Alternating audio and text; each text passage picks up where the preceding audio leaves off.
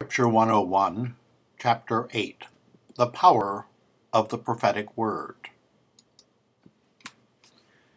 The word prophet comes to us from a Greek word meaning to speak on behalf of another. The Hebrew word nabi generally means one who is chosen or called.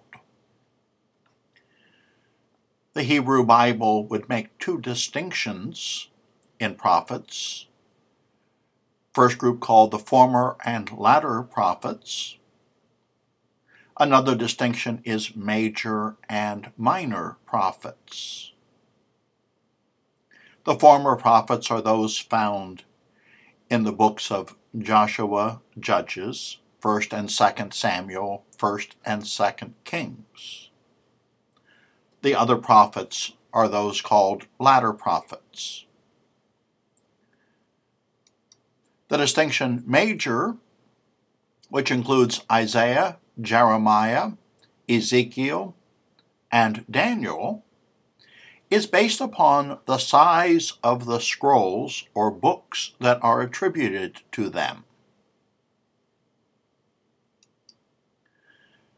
The minor prophets are those with much shorter writings. Some canon clarifications. In the Hebrew canon, Daniel is often included in the writings rather than the collection of prophets. There is no call and no prophetic message addressed to the people on behalf of God. It is a more apocalyptic writing. Jonah is a story about a prophet. We do not have his prophetic message. The book of Baruch was not included in the Hebrew canon. It was included in the Greek Septuagint.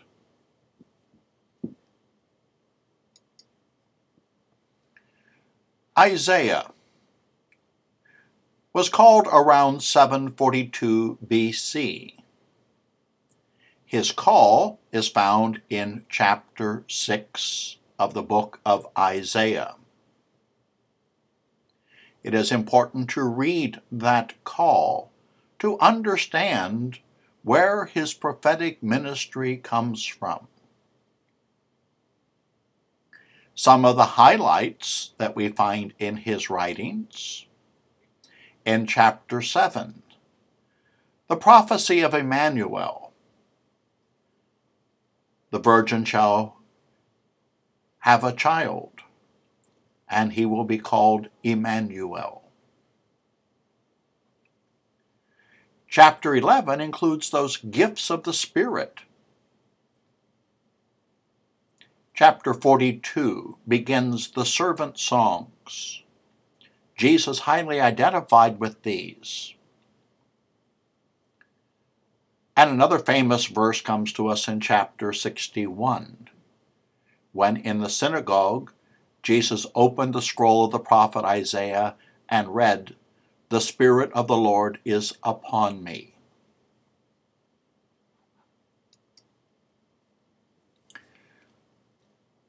Jeremiah's call came in 628 BC, and we find it at the beginning of chapter 1. Once again, important to understand his vocation as it is spelled out in this chapter. Some of the highlights include an episode in chapter 13 where Jeremiah is instructed to purchase a loincloth, wear it until it's soiled, bury it in the front of everyone, so that when they ask, "What is the meaning of this?" he can proclaim his message. The passage at the potter's house is a very important part of his message. as well as his introduction of the idea of a new covenant in chapter 31. Ezekiel's call in 593 BC is related in the first 3 chapters. By now you will have noticed a similar theme in the call of these prophets, how God has put words into their mouths and sent them. Some of the highlights: chapter 12 describes the notion of the symbolic acts that Ezekiel performs in relationship to his message. Chapter 16 contains an allegory that he used to proclaim his word. And chapter 37 contains the very familiar and famous passage of the dry bones.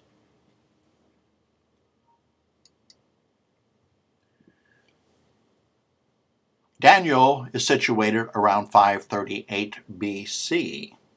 In Babylon, there is no account of his receiving a call to be a prophet. Some of the familiar highlights will include the story of the fiery furnace, the handwriting on the wall in chapter 5, and Daniel's famous interpretation.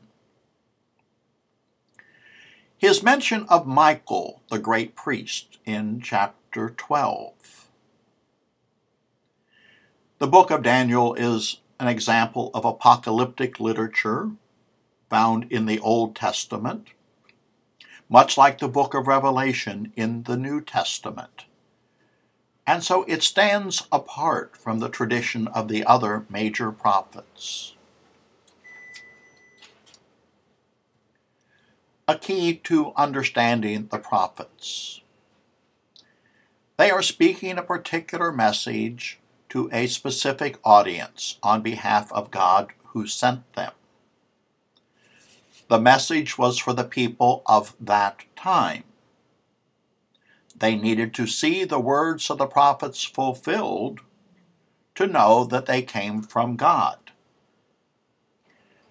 But often those messages had even a farther understanding, something deeper, a sensus plenior, such as the example of Isaiah's prophecy, "The virgin shall conceive and bear a son."